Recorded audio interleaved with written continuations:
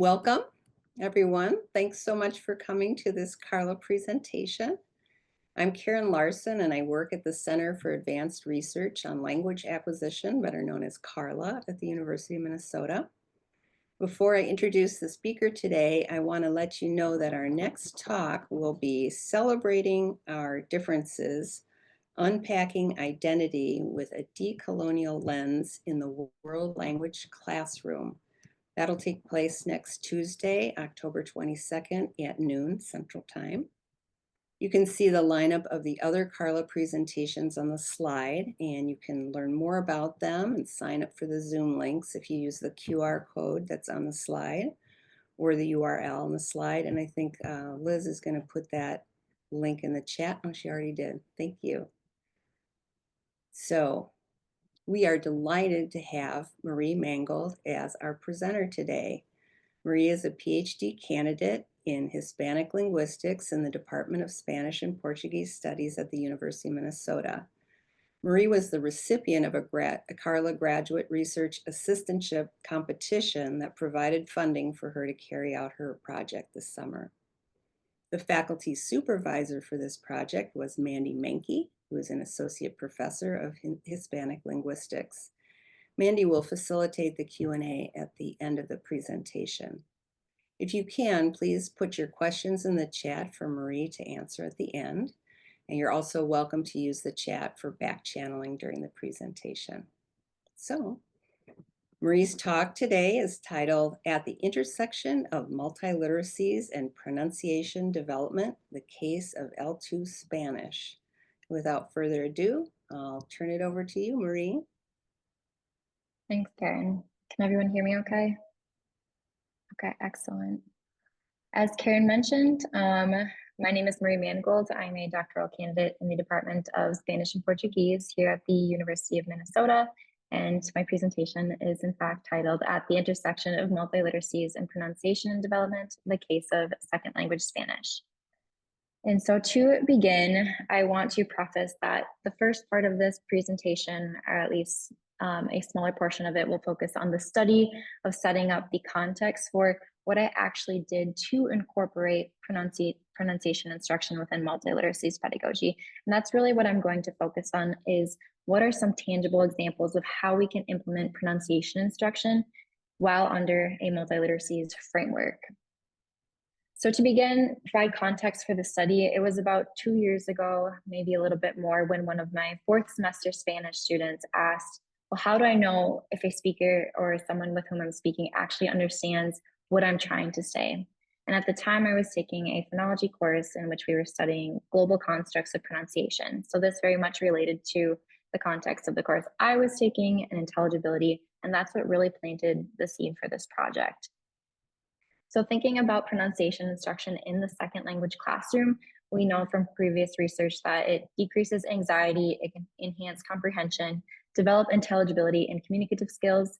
However, at the same time, we know that ultimate attainment, or approximating the speech of a native speaker with the same values for consonant and vowels, is really unlikely. So thus we turn to look at evaluation of second language speak in listener judgments. And as a result, there's been gained traction of global pronunciation features, which I'll present in the following slide. At the same time, there's also a need for more empirical studies in the context of pronunciation instruction in the second language classroom. So all of these combined lead me to this project that explores global pronunciation features. Global pronunciation features are rooted in those listener judgments versus using acoustic analyses to look at what's the value of a certain consonant, token, or vowel, for example. Within the global constructs, the three that I'm focusing on for this project are accentedness, which is the extent to which pronunciation deviates from a native variety, comprehensibility, which is how difficult or easy it is to understand a speaker, and both of these have been measured on numeric scales. And lastly, intelligibility, which is really the core of this project, as you'll see in the following slides, which is the extent to which a speaker's utterance is actually understood. So circling back to what that student asked me a couple of years ago. This is often measured using transcriptions. However, there are other means of measuring intelligibility. So the purpose of this study is to look at the effect of pronunciation instruction embedded within multiliteracies pedagogy. I focus on intelligibility due to the intelligibility principle, which I'll share with you shortly. This is in the context of second language Spanish, and again, it really relies on listener ratings for the L2 speech evaluation. Overall, this project advances the scope of multiliteracies pedagogy to second language pronunciation and the assessment of second language speech. Thus, the research question that really drives the project is, does pronunciation instruction under multiliteracies pedagogy impact the global pronunciation of second language speakers of Spanish, and if so, how? Then the following research questions focus on each measure, but also I'm looking at the development of these features over time and in two different types of speech, which I will also present. To give you an idea of what this project looks like from stepping back and looking in, there are really two parts to it. The first part is the instructional intervention, which takes place in the 5th semester Spanish classroom. There was a control group and an experimental group. Both received the same curriculum, the same lessons. However, the experimental group had that additional component of pronunciation instruction. And these were controlled for teaching, as I was the instructor of these two groups.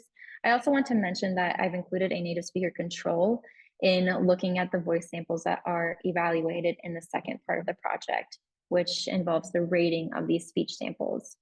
I'm using an online platform that I'll describe in subsequent slides to distribute the survey and collect data.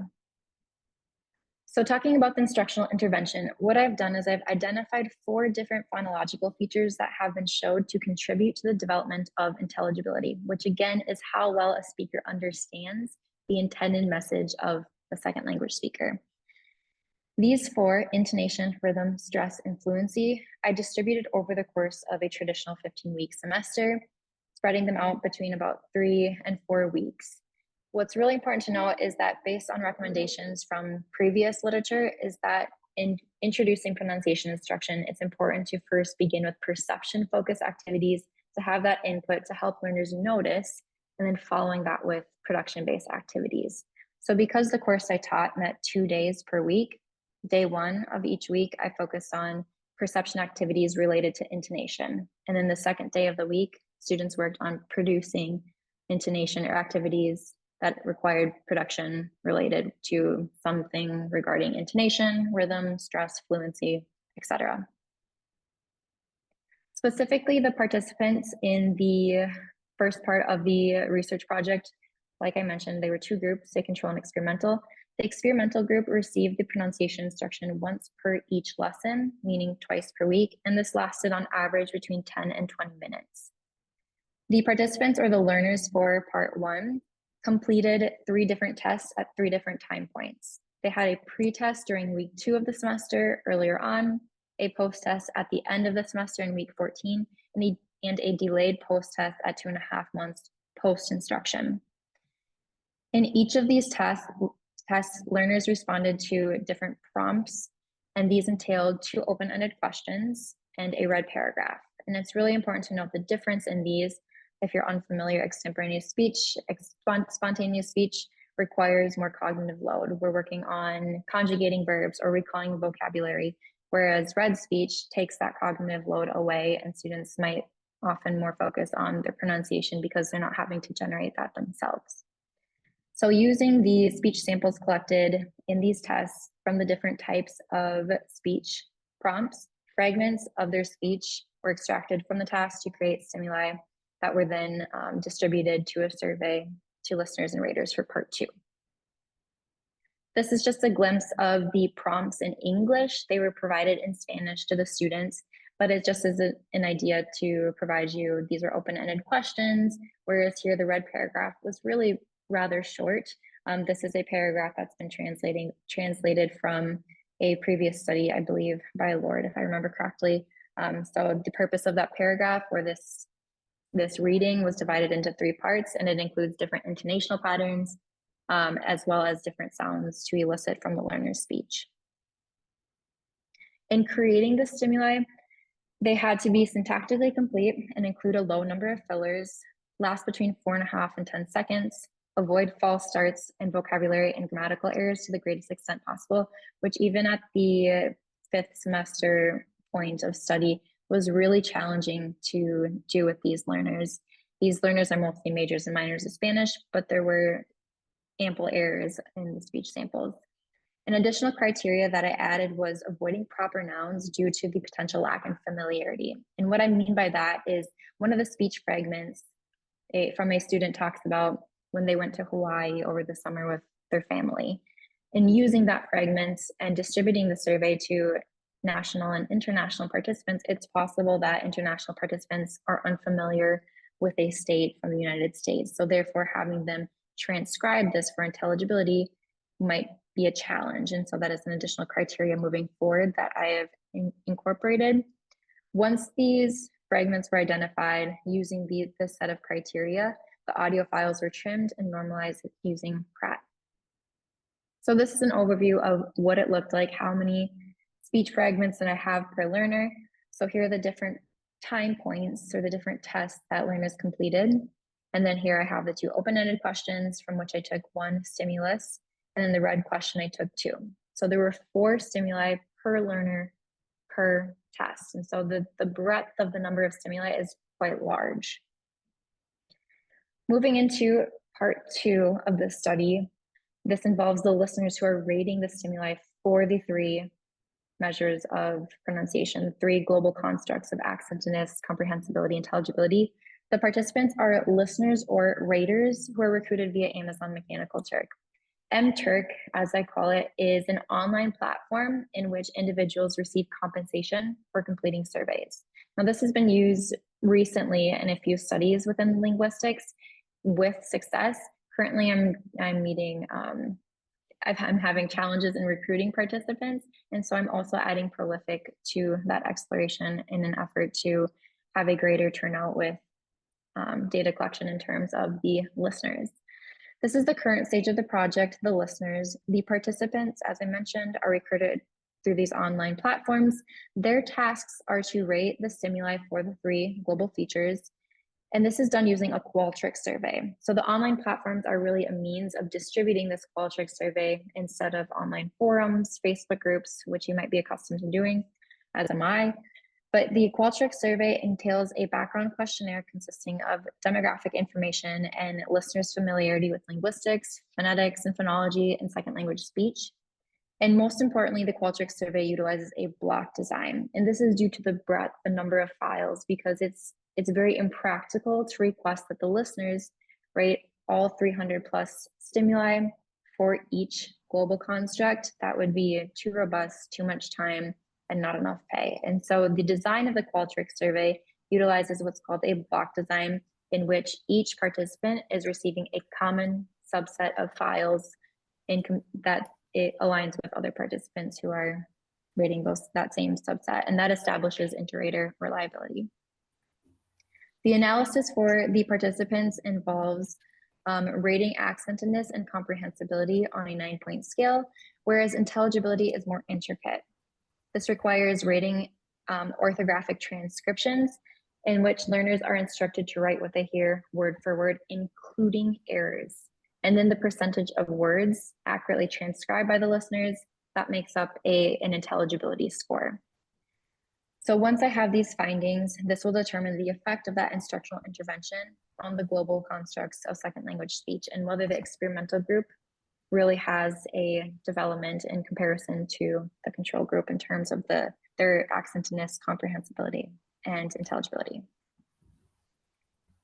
So the significance of this project overall advances the scope of a specific instructional intervention to second language pronunciation and the assessment of second language Spanish. Phonology and pronunciation generally is a linguistic subsystem overlooked within multiliteracies pedagogy, and existing scholarship typically focuses on English as a second language or English as a foreign language, and as well as the development of segmentals and suprasegmentals.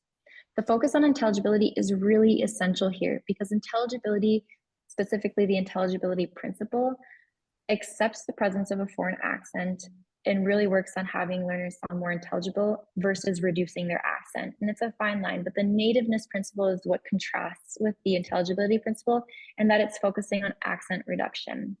In other words, think about a time in which you might have spoken with someone who is a second language speaker, perhaps of English, and their accent from their first language carried over into their communication in English, but yet they were still intelligible. You could still understand the message that they were trying to communicate. It's very possible to have an accent from a first language and still be intelligible in a second language. And so it's very asset-based in that sense to adopt the intelligibility principle and frame pronunciation instruction as accepting the presence of a foreign accent, helping language learners sound more intelligible as compared to focusing on having them sound more like a native speaker. The nativeness principle historically has been at the center of most pronunciation instruction, but we see that shift with the exploration of global constructs of pronunciation. Lastly, exploring newer data collection techniques such as MTurk and Prolific is a contribution of this study, as long as I can address the challenges of recruiting participants. So that's context for part one of how did I get here? What is the contributions of this project? But what I want to focus on for the second part is the instructional intervention. How can we incorporate pronunciation instruction within multiliteracies pedagogy? And what I want to emphasize is that this was really seamless. I did not struggle incorporating pronunciation instruction under a multiliteracies framework. To remind you, the phonological features I implemented into my teaching were intonation, rhythm, stress, and fluency. I will provide, depending on time, an example of 2 or 3 of these. And again, they were distributed across the course of the semester, spending about 3 to 4 weeks on each one. Prior to introducing the knowledge or introducing some examples, what I want to point out is that the knowledge processes are at the foundation of multiliteracies pedagogy. So there are 4 different knowledge processes if you're unfamiliar. This is from Carla's Literacies Glossary online. It's an excellent resource. I used it frequently upon designing my lesson plans. And the knowledge processes entail experiencing, conceptualizing, analyzing, and applying. And this is verbiage taken directly from the website. But these are the different knowledge processes that influence the decision to implement a certain activity, or why are we doing a certain activity in class? What is the purpose? Is it because we're understanding the social, cultural, and historical context of a text? Is it because we are looking at language forms, that grammatical, lexical element, so to speak? So that's what makes up multiliteracies pedagogy, more or less. The other essential element is that multiliteracies pedagogy really focuses on using text to guide learning. For example, the first one that I will show you has to do with rhythm, but the target text here is part of the curriculum, and it's a ballad, it's a poem that discusses or shows the theme of multicultural identity. So that's the target text here.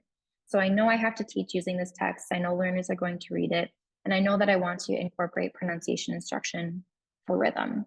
So taking the 4 knowledge processes here, here's a very general overview of the specific learning sequence.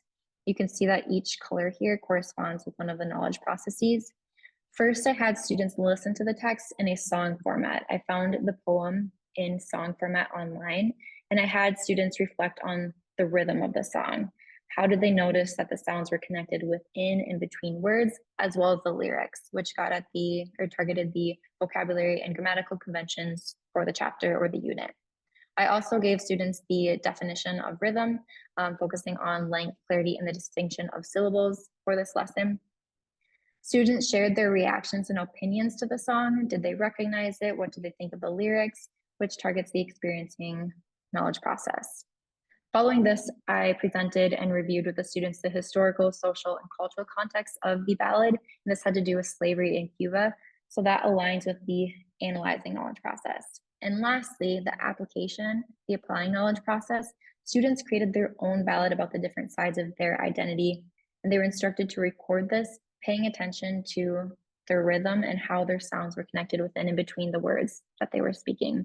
And I'm going to show you the lesson plan here to give you that tangible example, but this is the overview showing how each activity or each element of the lesson aligned with the knowledge process. Therefore, again, circling back to this multiliteracies pedagogy, using the text as that basis to incorporate pronunciation instruction. I know this is all in Spanish. I'm going to summarize it in English, but what I want to draw attention to is the knowledge process that each slide or activity aligns with for this learning sequence.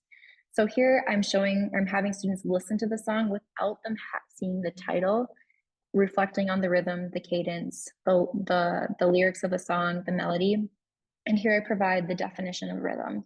So this gets at the conceptualizing knowledge process, which if I go back here, has to do with language forms, conventions, organization of the text. Then I ask students to reflect on the song. What do they think of it? Do they recognize it? Which has to do with the experiencing knowledge process. I also show, once they recognize the song, which they have consistently as they do use this activity in the different semesters that I taught the course, I show a fragment of the poem and ask them how sounds are connected within words and how sounds are connected between words. And this is more of a foreshadowing activity to introducing rhythm more explicitly later on in the second part of the learning sequence, but it gets at the rhythm component of the pronunciation instruction. Here I'm providing context, historical and cultural context to the students, which relates to the knowledge process of analyzing. And so here we're talking about negrismo, the idea of maintaining and recovering traditional or African traditions having to do with art, music, literature, which relates to the context and content of the poem.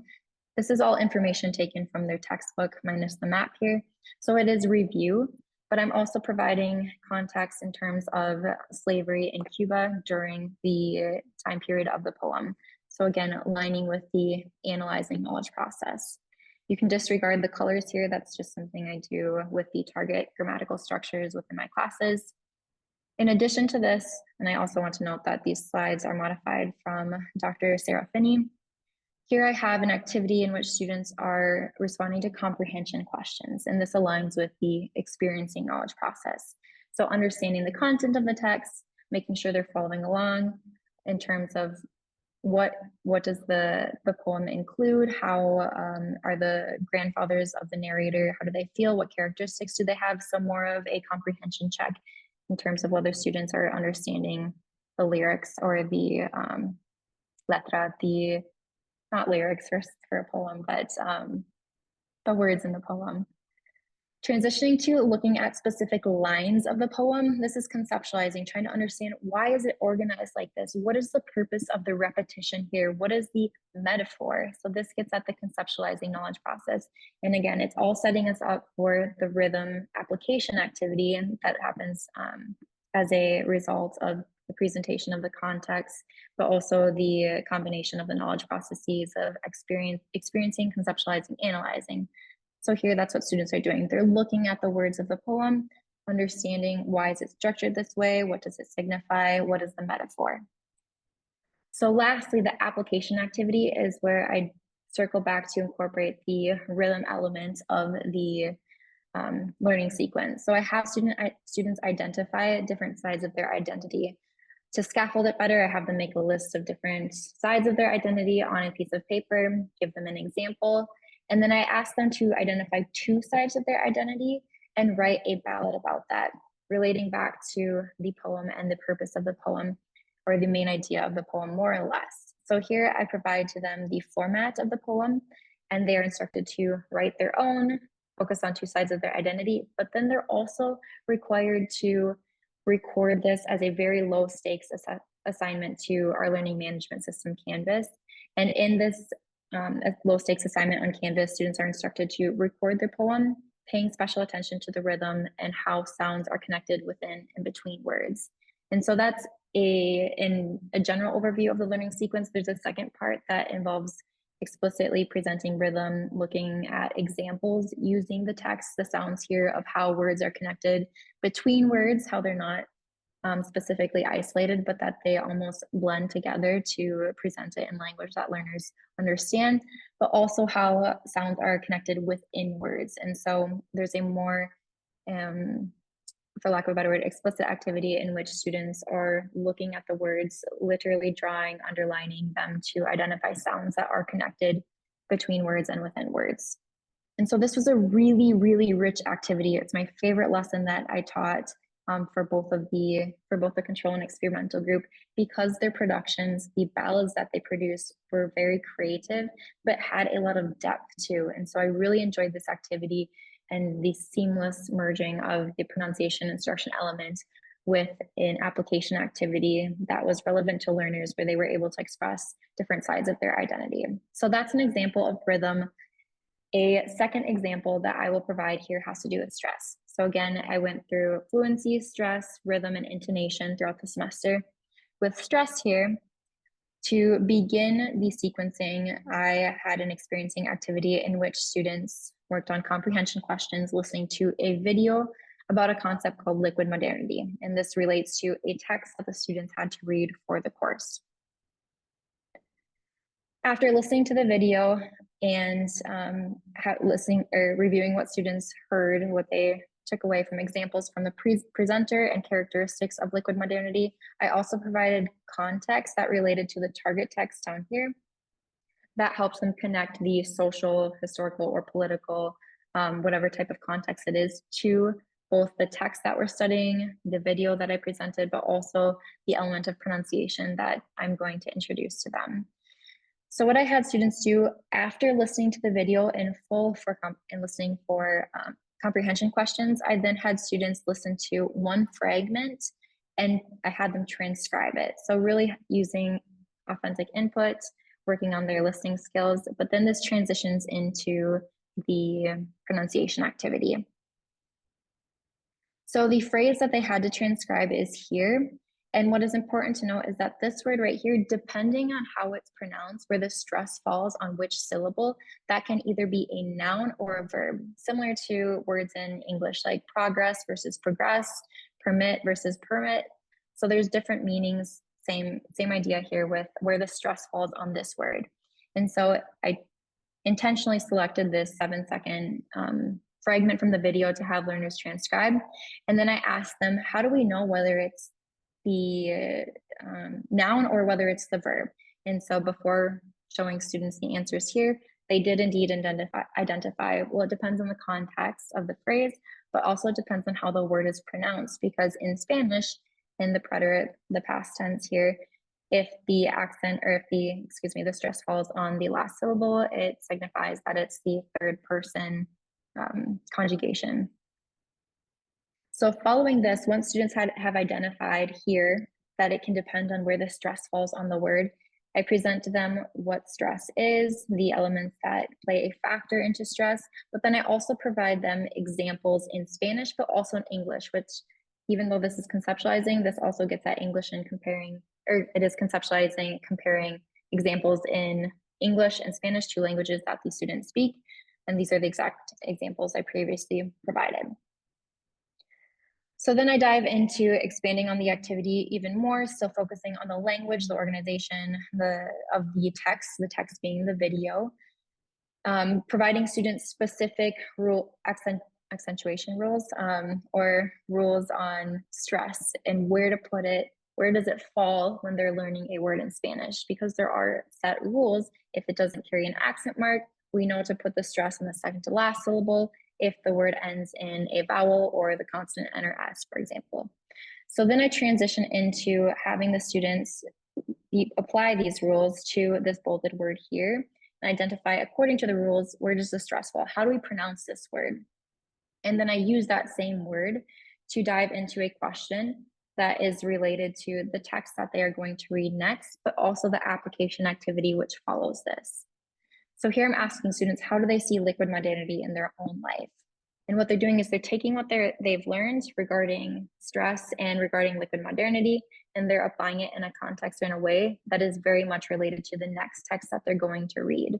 So here I'm having students reflect on their knowledge and experiences with media, who controls the media, and prepare a digital diary entry about the current state of the media in society. Furthermore, I ask the students to consider if a connection exists with liquid modernity. Prior to recording the entry, I ask students to revise the stress rules in the new words that they're implementing in their digital diary entry.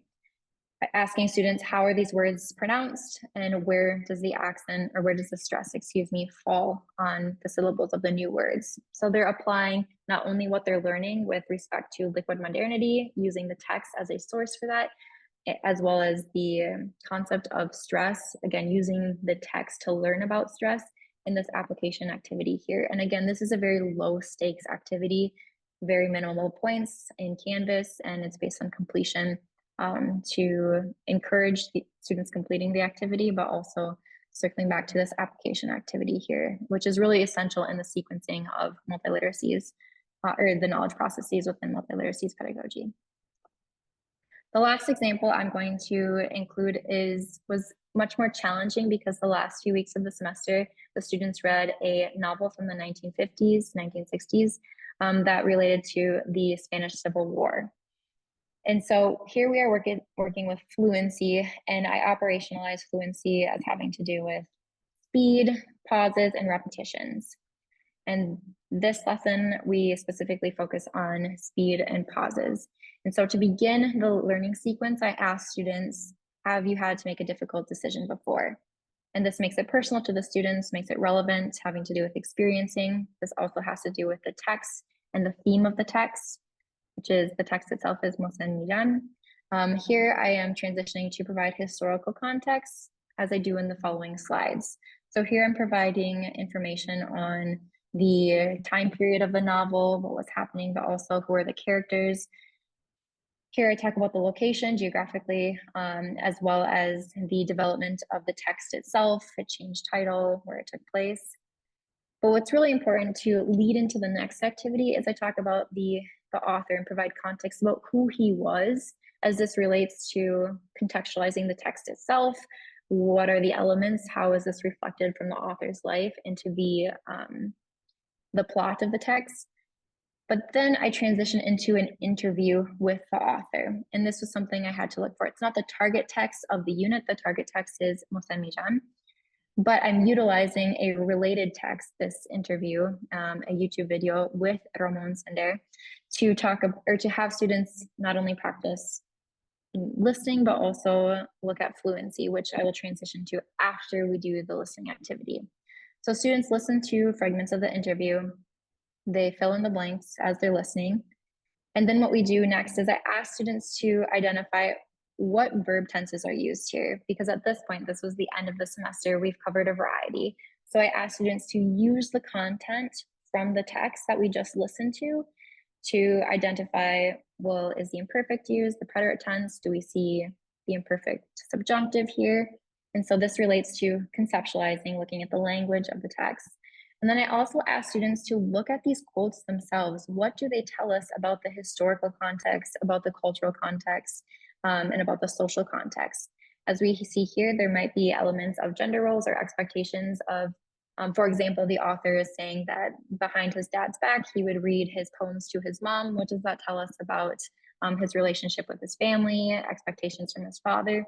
So using the content from the text is really, it has multiple avenues to which we can explore, looking at the context, looking at the language, looking at pronunciation, which is what I do next. I ask the students, what is the speed of the speech of the author like?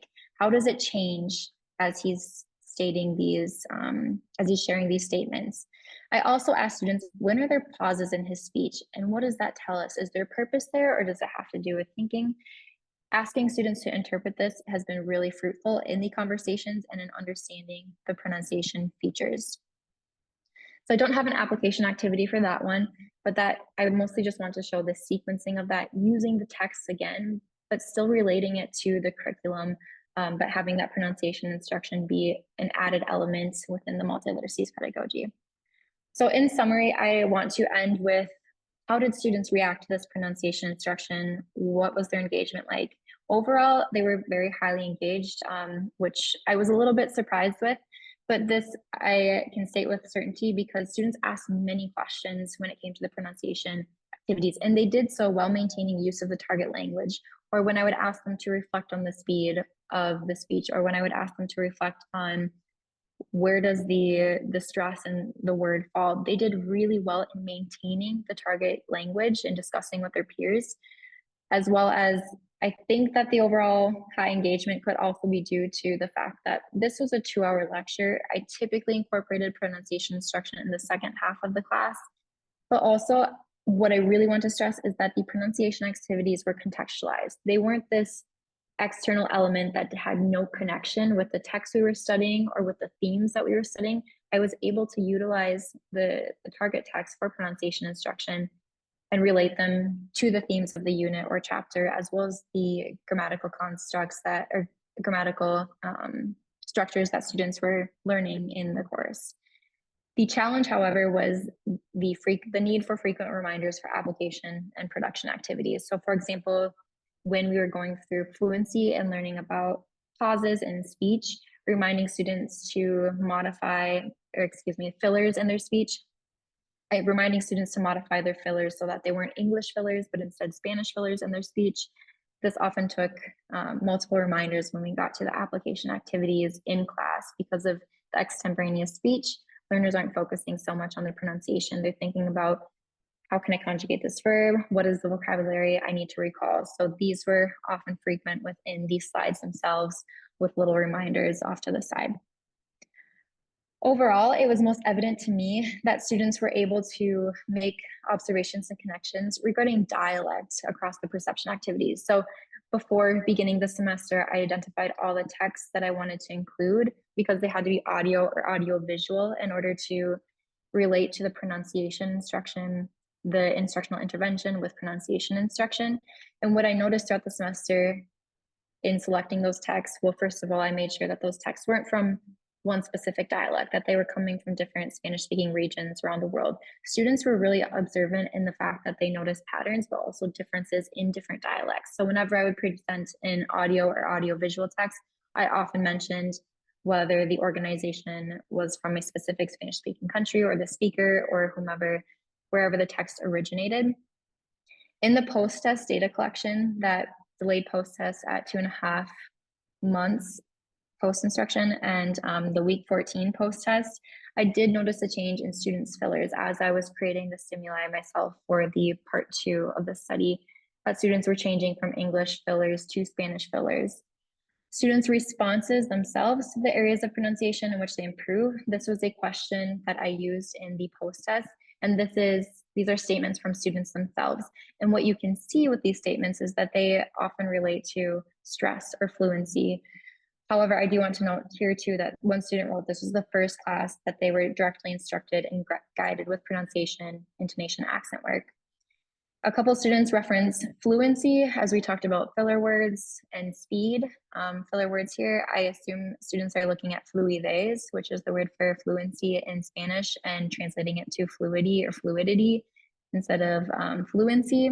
But they reference their fluency frequently, especially intonation here with different types of phrases. I did not share an intonation example in this presentation, but that was the first 3 weeks of the semester. Understanding stress, which part or letter of the word is emphasized. Same thing here. And then stringing things together pretty well, I interpret as fluency, understanding how sounds are connected within and between words. So these are reactions from the students. And that is how I'm going to conclude my presentation. But I do want to acknowledge that this took many individuals and thank the ACTFL Research Priorities Project for funding the majority of the research, as well as Sasha, Michael, and Alicia from Lattice, as the survey required a lot of work, and the second transcriber, Sarah, who transcribed all of the stimuli to make sure that they were consistent. So I thank you for attending, and I welcome any questions and feedback regarding this presentation. Well, thank you so much, Marie, for that presentation. It was great. Mandy Menke is going to facilitate any questions, and if you could put those questions into the chat so that she can answer them. Yeah, so just as Karen said, if you have questions, you can put them in the chat and we can read them for Marie. Marie, I will kind of kick us off here with a question. You addressed a couple of my questions that I was going to ask there at the very end, but I was curious about how you see pronunciation instruction embedded within the multiliteracies framework, like the affordances of that as compared to more traditional methods of pronunciation instruction. Like if you could talk a little bit about why you see it within multiliteracies as being particularly impactful. Sure. To me, the reaction is the context, the transitions, utilizing the text as the primary resource really provides for seamless transitions with the different types of activities, whether students are doing activities that relate to their comprehension, whether doing production or application activities, whether they're understanding the historical, cultural, and social political context, whatever it might be. Multiliteracies with the connection to pronunciation instruction, to me, utilizing multiliteracies pedagogy as that core or the framework for pronunciation instruction just was really seamless. I don't know if that answers your question really well, but the idea is the contextualization and the transitions with pronunciation instruction through the use of multiliteracies pedagogy was most fruitful and just was not challenging for me to do upon designing the lessons. So, like what I hear you saying is the fact that it's like not separating it out, right? Like that it's all part of one instructional sequence as opposed to kind of being like, let's focus on comprehension and interpretation, and now let's deal with pronunciation, kind of is what I'm hearing you say. Um, there's a lot of, I guess, what's the word, not applause, but accolades, that's what I'm looking for, accolades, as far as like really appreciating seeing examples of how to apply multiliteracies to pronunciation. I if there's I'm kind of trying to watch for questions, but if no one else is going to ask one, I have another one. um and I'm thinking about the fact that you really focused with super segmentals for your instructional sequences. And I'm curious, A, what motivated that decision, and then B, how you might think about applying this to more segmental level features. In addition to rhythm, intonation, stress. Sure. The motivation for selecting those four was due to the existing research that showed that rhythm, intonation, stress, and fluency were pronunciation features to contribute to the development of intelligibility. And so I focused on intelligibility or teaching for intelligibility versus teaching for comprehensibility, teaching for accentedness, due to the intelligibility principle and really how it's asset-based and focusing on learners becoming more intelligible to their interlocutor or with whom they're speaking. And so that was the guiding purpose behind making that decision, and then identifying from existing literature, well, what pronunciation features have been shown to contribute to the development of intelligibility, and that's what led me to focus on those four. Additional super segmentals, I'm confident that I would be able to implement them within multiliteracies pedagogy, or that they could be implemented with multiliteracies pedagogy. I have not given others any thought at this point, but if you move to segmentals, right, like specific sounds, like do you think, like how do you see that connecting with multiliteracies? Have you thought about that? Sure, I think that it's the same idea. Like if we go back to the example with stress, but instead of framing it as stress, this could instead be focused on segmentals here, looking at the pronunciation of vowels. Really, it does relate to stress, but I think that it's the same concept of utilizing the text, looking at pronunciation elements of the audio or audio-visual text, and using those to inform the learning, the pronunciation instruction for learners. So I think that it's a simple transition to look at, well, what do we notice about the vowels here? What do we notice about the consonants, for example? Thanks, Marie. Are there other folks on the call that have questions that they'd like Marie to address? If you don't want to type it, if you want to raise your hand, we can always, I think we're a pretty small group. We could have that happen too. I just don't want to have everybody sit through all of my questions. I get to talk to Marie on a pretty regular basis. Sure.